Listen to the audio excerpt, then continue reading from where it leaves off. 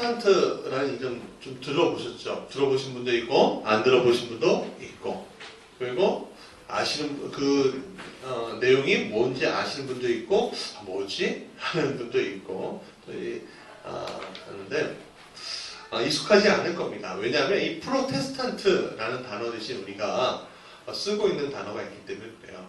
뭐냐면 개신교라는 단어를 쓰기 때문에 그래요. 오늘 보여드리는 영상은 이 프로테스탄트라는 단어가 생겨난 사건에 대해서 이야기하고 있는 거예요. 1929년 4월입니다. 신성 로마 제국, 그러니까 지금 독일입니다. 그래서 제국 의회가 열렸습니다. 근데 거기에서 루터계의 종교개혁파들의 그 제후들이 있었어요. 그 제후들과 여러 도시가 그 로마 카톨릭의 다소파 측에 있는 이 황제 카를 5세, 그 아까 전에 황금 모자 쓴 사람이 카를 5세인데 그 로마 카톨릭 세력에 대해서 당당하게 죽음을 불사하고 자신의 신앙을 고백하고 천명하고 표명했다.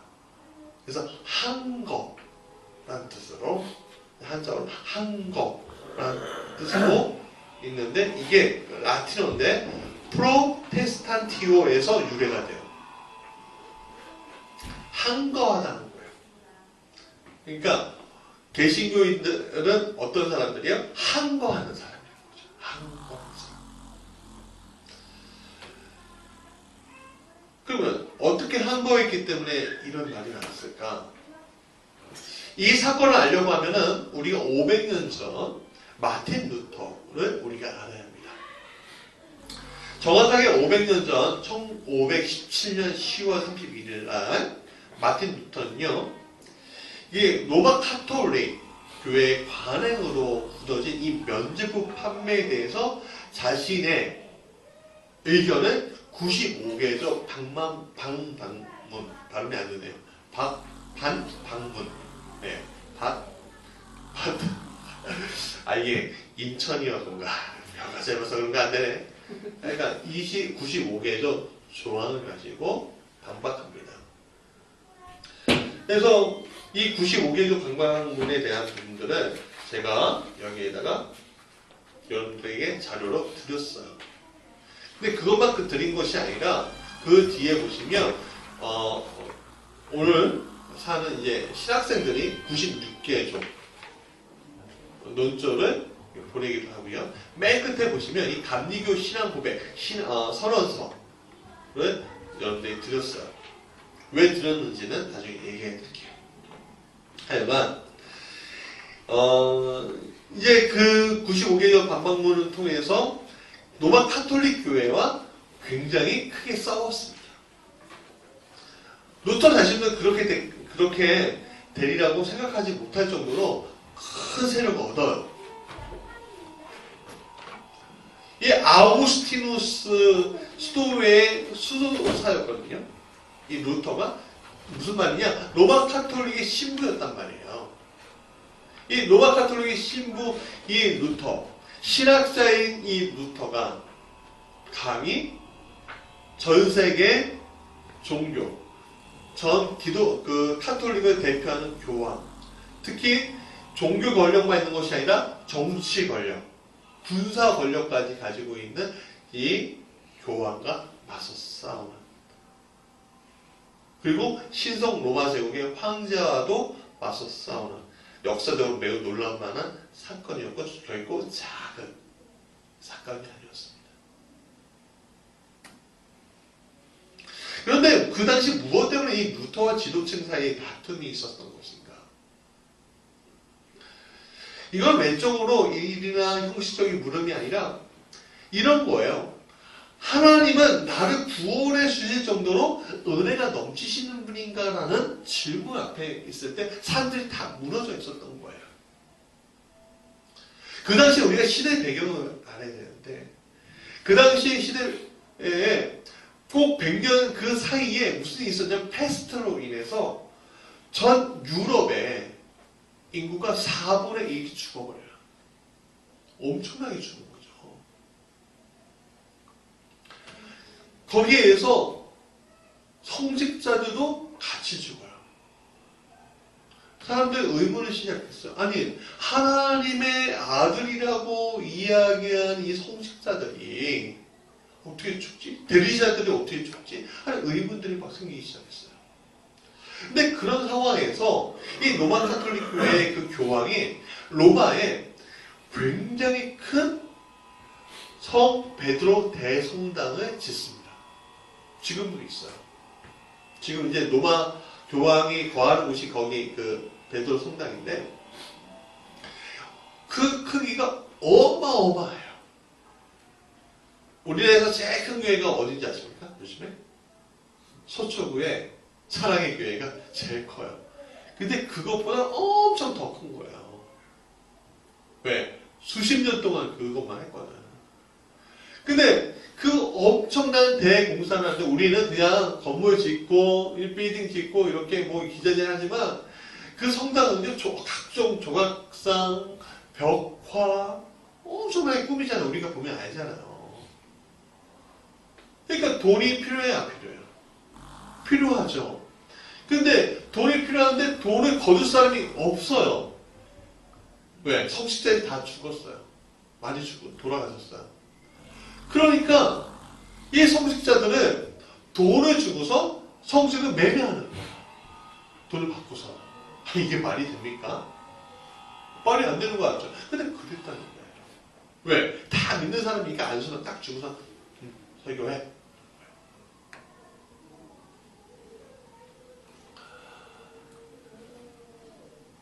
그런데 그런 사람들이 성경을 알겠습니까? 모르지요.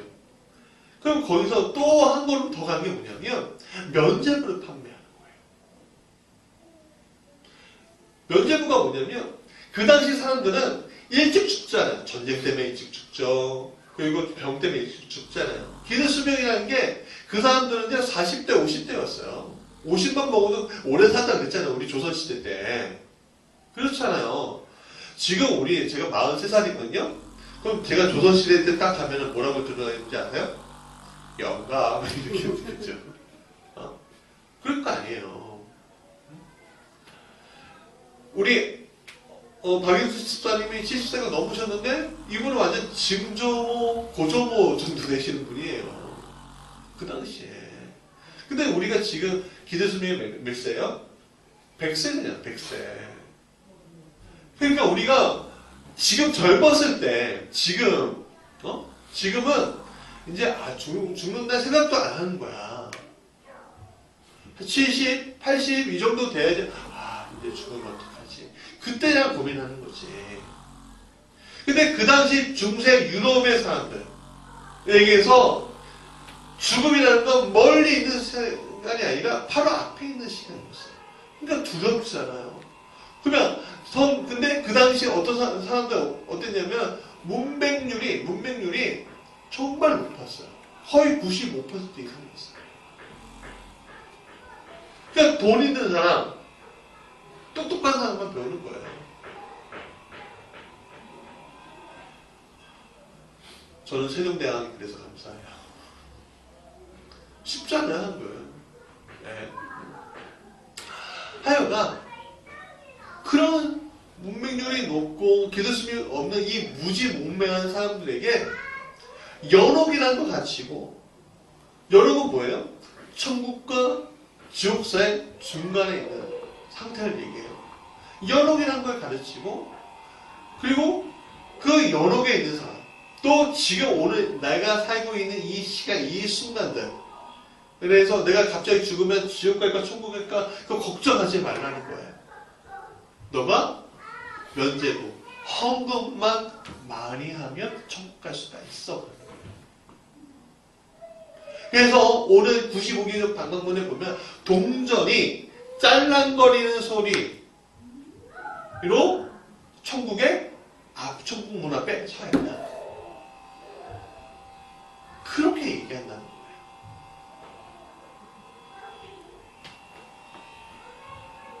정말 우리가 지금 생각하면 말도 안 되잖아요. 말도 안 되잖아요. 거짓된 성직자가 나와요. 거짓된 말로 구원의 문이 너희 헌금 앞에 있대. 이런 상황에서 종교개혁자들이 나오는 거예요. 그리고 그러다가 이단으로 물리고 사이비로 물리고 거짓을 물리다가 화형당하고 교수형당하고 하는 일이 일어났었어요. 그러나 신앙의 양심은 끊임없이 이런 것을 고발했고 마침내 마틴 루터가 나타나서 종교개혁에 불이 올라간 겁니다. 오늘 말씀을 통해서 우리가 이 마틴 루터의 개혁 정신을 오늘 우리에게 투영해서 오늘 정말 하나님이 원하시는 교회가 뭐지? 하나님이 원하시는 성도가 되려면 어떻게 해야 되는 거지? 그 질문에 한번 답하기 원합니다. 첫 번째 같이 읽어볼까요? 시작! 끊임없이 항거하라. 프로테스탄트는 오늘 우리말로 그냥 풀이해서 얘기하면 항거하는 사람들 이란 뜻이에요. 항거가 뭐죠? 항거? 항쟁, 항거. 순종하지 않고 맞서 반항한다 이란 뜻이에요. 그렇다면 무엇을 우리가 항거해야 할까요? 어린아이처럼 내 고집을 피우기 위해서 항거하는 겁니까? 그건 아니겠죠. 우리 항거는 이 거짓된 신앙에서 맞서서 싸우는 것을 항거라고 이야기하는 거예요. 아까 얘기했지만 중세교회 로마 카톨릭의 타락은요 차마 눈뜨고 못 볼 지경이었어요. 종교적으로는 하나님 믿는 종교 맞아요. 종교적으로.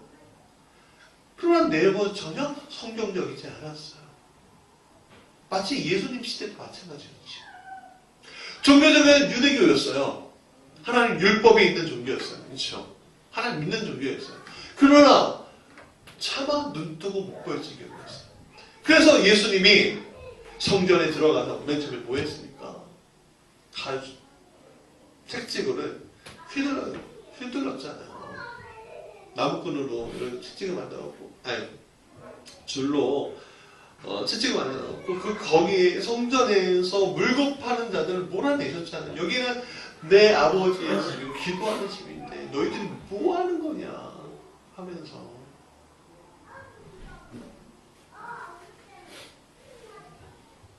교황은 무화하다.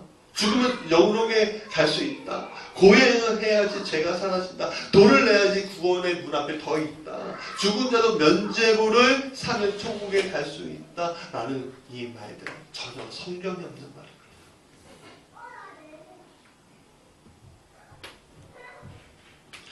그 당시 성경에 대해 알지 못하는 이 무지한 민중들에게 교회는요, 지금 오늘 이 순간에 이단 사이비가 하는 말들을 종교의 권위를 가지고, 기독교의 권위를 가지고 얘기하는데, 그 사람들이 정치 권력, 군사 권력까지 갖고 있으니 입 다물고 있는 거죠. 입 다물고 있는 거죠.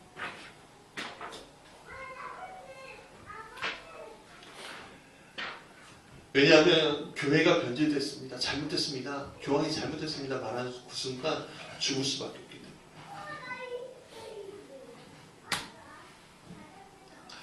그럼에도 불구하고 성경의 예언자들, 즉 아모스나 이사야, 나홈이나 에레미야나 에스겔이나 다니엘이나 이런 사람들, 예언자들의 그 소명 의식을 가진 그 당시 1500년대 성직자들은 내가 죽을지언정 포기하지 않고 끊임없이 변질되지 않은 신앙으로 내가 지키고 또 그 신앙을 전파하겠다라고 고백하고 행했다는 겁니다.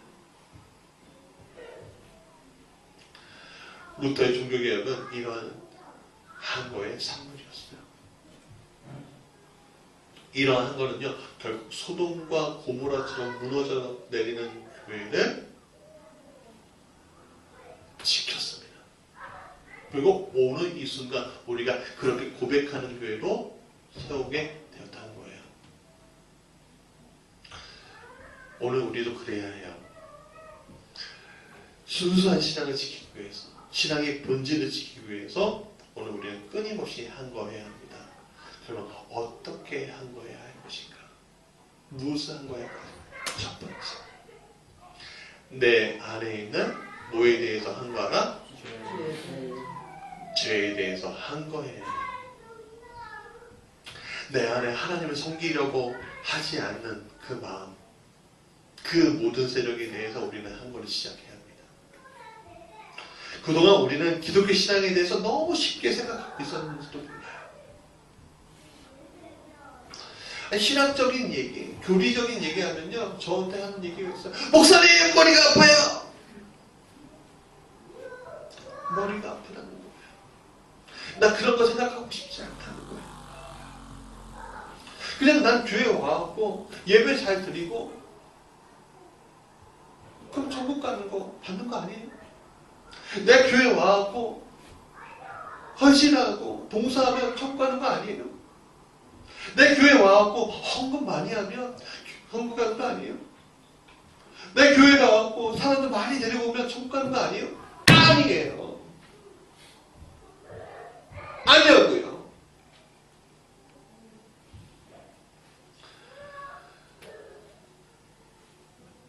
우리는 하나님이 우리에게 주신 구원에 대한 그 진리와 또한 그 교회에서 이야기하는 것에 대해서 고민하고 외면하지 말아야 돼요.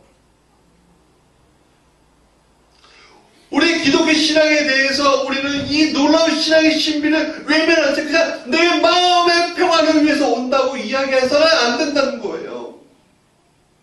물질이 드리는 것이 보험이냐, 내 헌신이 보험이냐 하면 안 된다는 거예요. 때로는 어쩔 수 없이, 때로는 내 마음대로 신앙관을 가지고 제 문제에 맞서 싸우지 않은 채 자꾸 피해가는 모습으로 바쁘게 살아가면 안 된다는 거예요. 신앙과 죄와 함께 동행시키면서 나의 욕구, 나의 가정의 욕구를 충족시키기 위해서 살아가는 모습으로 살아서는 안 된다는 거예요. 전혀 복음하고 관련 없이 사는 모습으로 살면 안 된다는 거예요. 이렇게 얘기하죠. 조금 덜 믿어야 돼. 맹신이야, 광신이야, 그렇게 얘기하잖아요. 우리가 뭐예요? 자기 합리화죠. 맹신이 뭔지 광신도 뭔지 모르면서 그냥 자기 합리화, 정당하게, 정직하게, 순결하게 하나님 믿는 거를 광신이라고 표현하고 맹신이라고 표현하는 경우도 있어요. 물론 광신도 있고 맹신도 있어요. 좀 이따 얘기할 거지만. 그러나 자기 합리화에 대해서 내 안에 있는 그 죄가 그것을 만들어 놓고 있는 거에 대해서 우리는 한 거를 시작해야 된다는 거예요. 왜?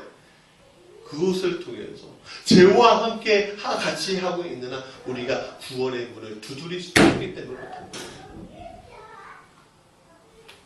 중세 사람들이나 오늘 우리가 하나님 앞에 서는 것을 무서워하면서 겉으로는 아니냐 하는 모습에 하나님은 정말 아파하실 거예요. 그 모습이 어떤 모습이야? 에덴 동산에서의 모습 아니겠어요? 범죄하고 난 다음에 하나님 나를 못 찾겠지 하고 살짝 숨거나, 아니면 어떤 사람은 마음이 담대해서 하나님 못 주시겠지? 몰라요? 아시죠? 죄의 관영함은 몰라요? 아신다고요.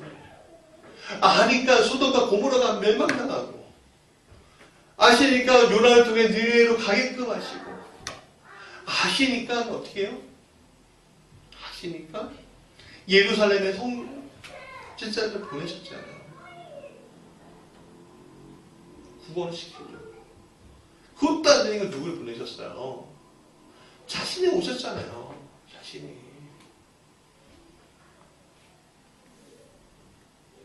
여러분, 우리가 하나님 앞에 합리화할 필요 없어요.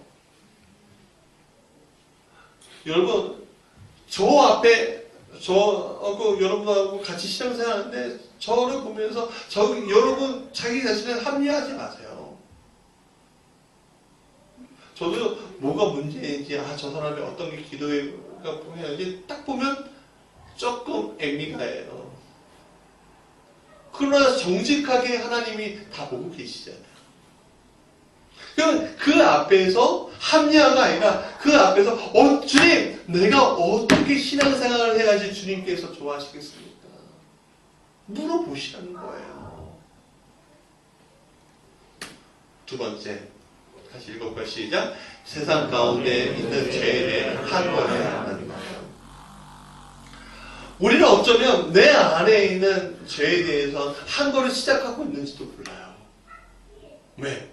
끊임없이 우리가 이 세상에 오면서 회개하고 또 회개하는 많이 회개하잖아요. 그러면 오늘 우리가 내 자신에 대해서는 항거하지만 세상 가운데 있는 죄에 대해서 항거하지 않고 자기 자신 정당화하면서 살아왔는지 몰라요. 나만 아니면 돼. 그런 생각이 너무 많이 있어요. 개신교 안에. 이 항거하는 사람들이라고 불리워지는 우리 안에 나만 아니면 돼. 항거를 시작하면 내가 피 흘려야 되니까 무서워서 못하겠어 라고 이야기하는 게 얼마나 많습니까?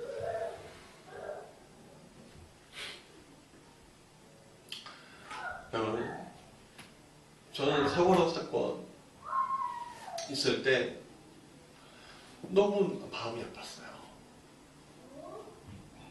왜 아팠냐면 소위 종교 지도자라는 사람이 슬퍼하고 아파하는 강론받는 이웃에 대해서 사마리아인처럼 보듬어주고 감싸줘야 하는데 그게 아니라 종북이니 빨갱이니 말도 안 되는 것들 정치 권력에 빌부터 오고 하는데 아니 그게 말이 되냐? 그 기독교 이용하려고 국정원에서 목사를 만든다잖아요 또. 그래서 막 얘기했잖아요. 박정희 때도 그랬고 박근혜 때도 그랬다잖아요. 네, 기독교가 힘이 있으니까 이용해. 그거에 이 사단이 정말 꼭두각시 인형의 줄로 이렇게 춤춰도 교회가 그렇게 춤을 추고 종교 권력을 가지고 있는 사람들이 그렇게 하고 있는 그 상황에서 사람들은 마음이 아파하고 다치고 상처입고. 근데 그게 한두 번입니까? 너무 많아요. 너무 많다는 거예요.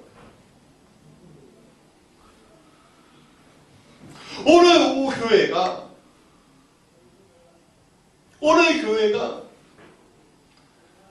내 교회만 성장만 됐지 뭔 소리 하는 거야. 이 세상 가운데 그냥 교회 잘 성장하고 잘 있으면 됐지 뭔 소리 하는 거야. 성도들이 내가 돈 많이 벌면 되는 거지, 잘 먹고 잘 살면 되는 거지 뭔 소리 하는 거야. 내 이웃의 가정이 깨져도 내 주변의 사람들이 아파하고 내 지역사회가 우리를 필요하는데 외면하고 가는 그 레위처럼 바리새인들처럼 오늘 우리가 그러고 있는 게 아닌가 하는 거예요. 그렇죠. 마틴 루터처럼 우리는 큰 사람이 아니잖아요. 그렇죠? 대단한 사람이 아니에요. 우리는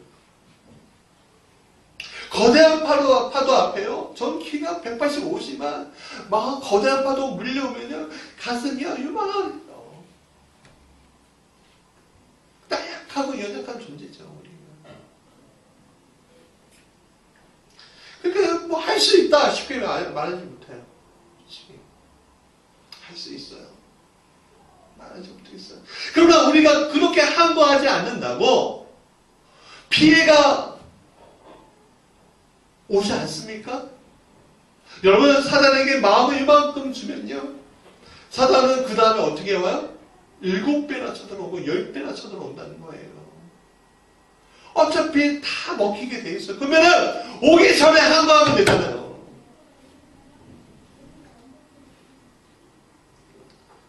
저 사람이 해결하면 되겠지?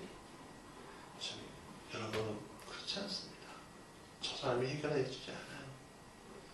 오늘 우리 이 나라가 종교적 자유가 있고 정치적 자유가 있는 이유가 뭔지 아시잖아요.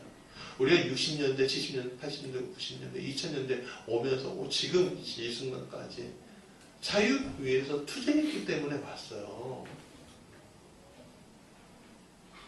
여러분 우리나라처럼 이렇게 자유를 누릴 수 있는 국가가 많이 없습니다. 유럽의 몇 국가, 미국의 몇 국가 그건 매우 없어요. 옆에 중국 가보세요. 못 누려요. 일본 가보세요. 여러분 일본이 민주주의 국가는 맞지만요 굉장히 그 정치 세습이 얼마나 많은지 몰라요. 왜곡되어 있는 게 얼마나 많은지 몰라요. 북한 가보십시오. 말도 안 되는 일들이 얼마나 많습니까? 그러나 항거하기 시작하면 그 전에 우리가 항거하기 시작하면 그걸 막을 수 있다는 거지. 그러면 사회가 어렵고 힘든 이유가 뭐냐? 우리가 항거하지 않았기 때문인 거예요. 세 번째 마지막으로 우리 읽어볼까? 시작. 번지되어 버리는 시장에 대해서 항거해야 한다는 거예요. 오늘 우리에게 가장 필요한 게 이겁니다.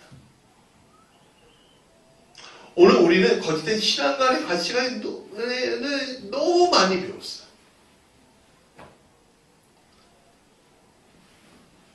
그 대표적인 게 뭐냐면 성전 건축이에요.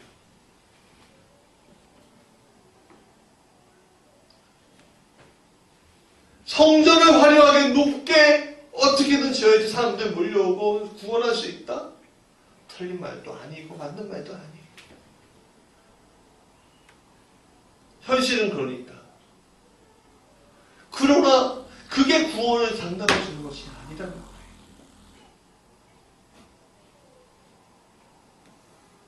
교회의 목사가 말하는 걸 무조건 아멘 아멘 아멘 해야 된다? 그것처럼 거짓말이 없습니까?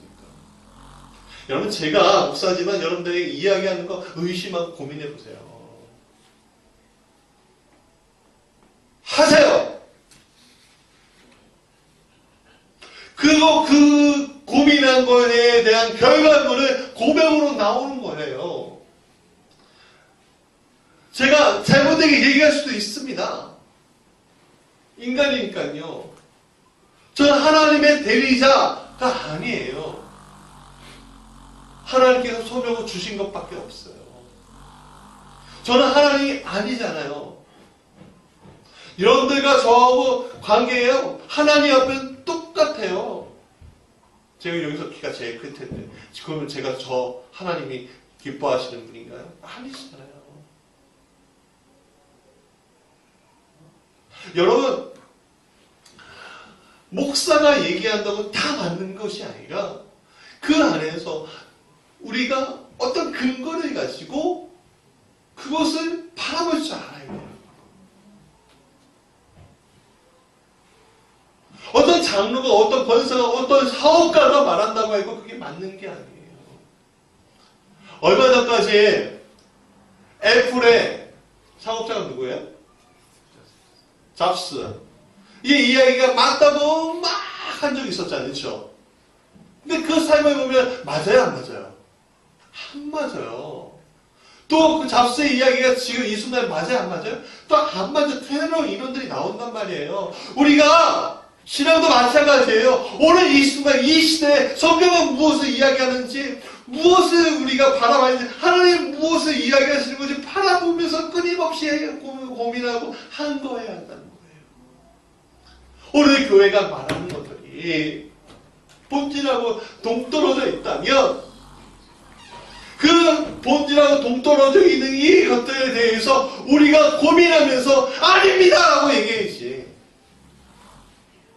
목사가 여러분들한테 아닙니다! 라고 얘기하고 여러분들이 목사들은 그건 아닙니다.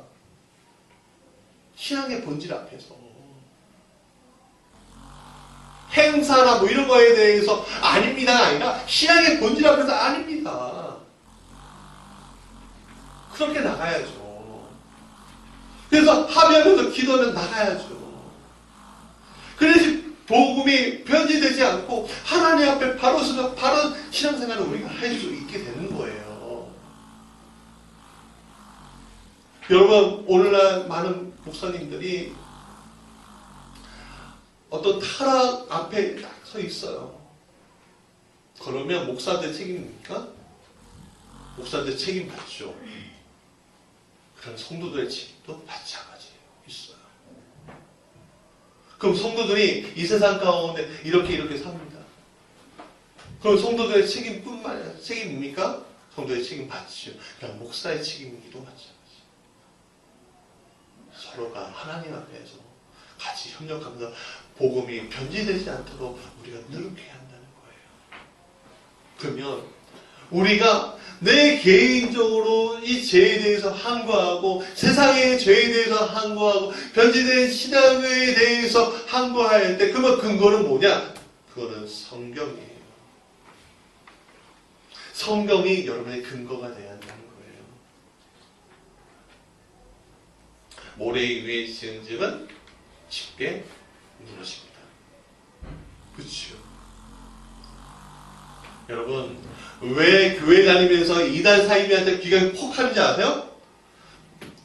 교회 다니면서 신앙적으로 준비되지 않기 때문에, 신학적으로 준비되지 않기 때문에 그래요. 여러분들 교리, 머리 아파요.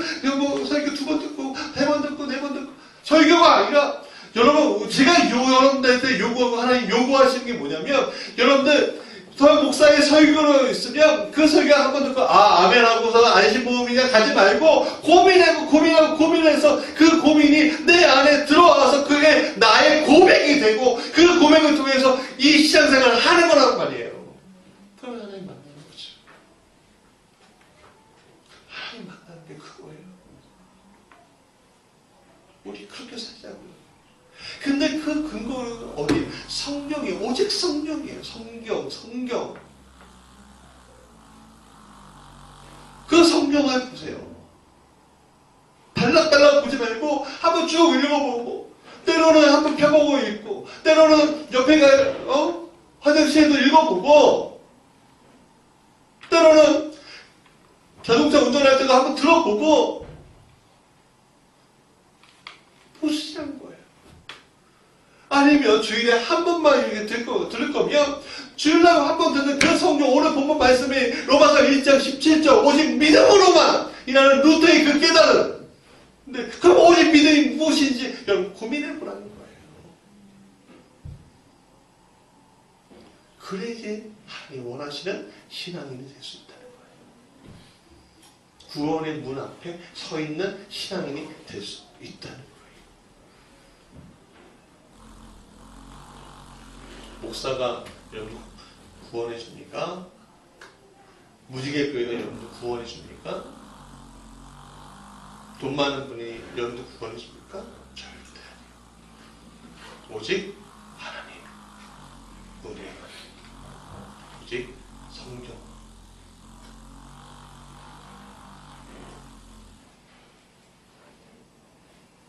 제가 오늘 한국교회 아쉬운 점이 성경에 또 있어요. 왜 아쉽냐면 성경이 너무 어렵게 번역을 해놔. 개역기적판 번역해놨다고 개역기적판 했는데 나도 모르는 엔나 언어들이 왜 이렇게 많지? 그래야지 권위가 있는 거예요? 아니죠. 쉽게 읽혀져야지 권위가 있는 거예요. 이게 무슨 말씀이냐?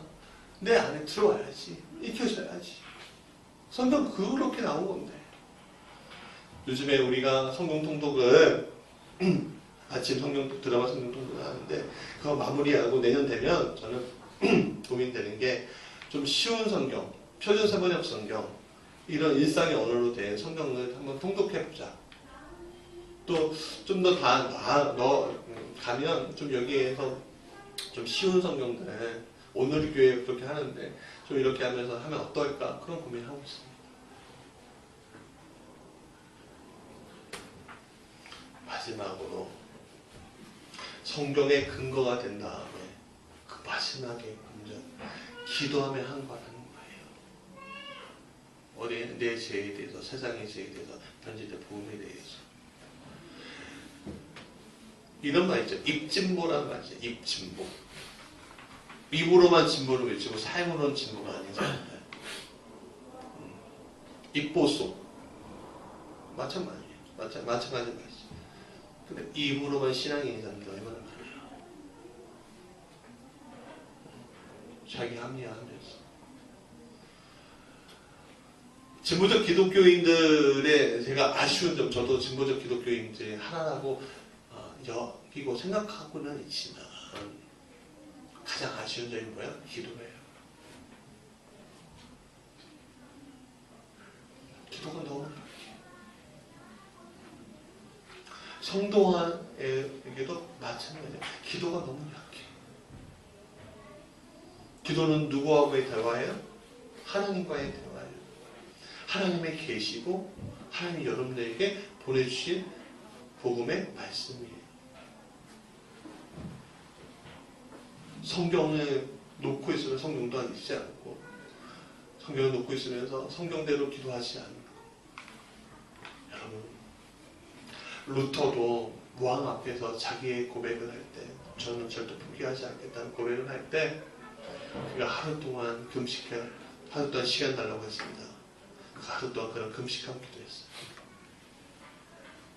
여러분, 예수님도 수많은 기적들이 일어난 다음에는 그들과 계속 동행하면서 더 큰 세력을 만들려고 하는 것이 아니라 바로 동떨어져서 혼자 들에서 바닷가에서 산에서 기도하셨어요. 광야에서. 사랑하는 여러분, 능력은 어디서 옵니까? 하나님으로부터. 그러면 능력은 어디서 옵니까? 하나님으로부터 오는데 그 도구가 뭐예요? 연계다리가 기도예요. 우리가 기도하지 않는 무지개교회, 기도하지 않는, 말씀 보지 않는 무지개교회는요, 내 죄 안에서도, 세상의 죄 안에서도, 변질된 그 신앙의 죄 앞에서도 전혀 힘을 쓰지 못하는 겁니다. 사랑하는 여러분, 오늘 우리가 말씀과 기도 안에서 신앙의 본질을 찾아가면서 항구하는 인생이 됐습니다. 개신교 날마다 개혁하는 종교입니다. 오늘을 개혁하고 또 내일을 개혁하고 계속 바꾸는 거예요. 어떻게 하면 하나님의 본질 앞에 갈까? 어떻게 하면 본질대로 하나님께 예배드릴까? 어떻게 하면 하나님이 좋아하실, 기뻐하실까? 끊임없이 고민하는 종교가 바로 개신교예요. 그런 아름다운 신앙의 전통 안에 영적이 있는 거예요. 옛날은 이랬잖아. 그게 아니라 저 옛날 2000년 전 예수님 뭐라고 얘기하셨는지, 모세의 율법이 뭐라고 이야기했는지, 오늘 우리가 이 시대에 어떻게 하면 하나님의 뜻 안에서 살 수 있는 것인지 고민하며 가는 것이 개신교라는 거죠. 우리 무지개교회가 작은 공동체지만 끊임없이 고민하며 그 고민이 나의 신앙의 고백이 되며 그 고백이 내 삶의 행동이 주 안에서 이루어진 것을 보게 돼요. 이 땅의 소금이 되십시오. 소금이 됩시다. 그리고 마침내 주님이 마태복음 5장에 말씀하신 것처럼 13절에 얘기하신 것처럼 빛되게 하실 줄 믿습니다. 우리 결단 찬양하겠습니다.